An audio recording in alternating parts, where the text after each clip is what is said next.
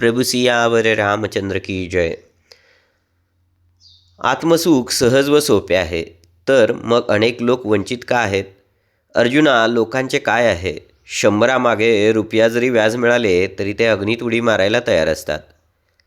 येत जरी तू तार्किका, ऐसी हन गेसी शंका, ना एवढी वस्तू हे लोका उरली केवी पा.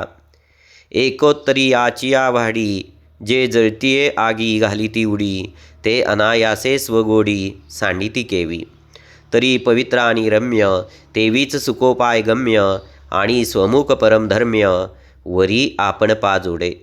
ऐसा अवघाची हा सुरवाडू आहे, तरी जण हाती केवी उरोला आहे, हा शंकेचा ठाव कीर होये, परी न धरावी तुवा.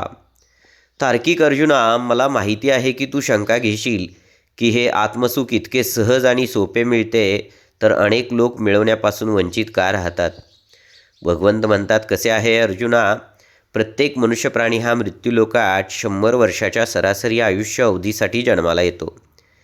यांचा मोह 100 रुपयाच्या गुंतवणुकीवर 1 रुपयाचे व्याज मिळावे इतकाच असल्याने असे स्वार्थी लोक प्रत्येक जन्म काळाग्नीत उड्या घेण्यात तयारच असेल, तर मग इतके सहज मिळणारे गोड सुख कसे मिळणार?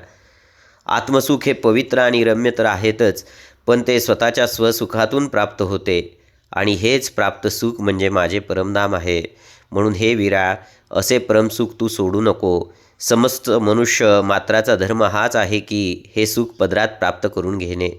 लोक का घेत नाही, ही शंका जरी खरी असली तरी इतरांप्रमाणे तू शंका घेऊ नको. प्रभू सियावर रामचंद्र की जय.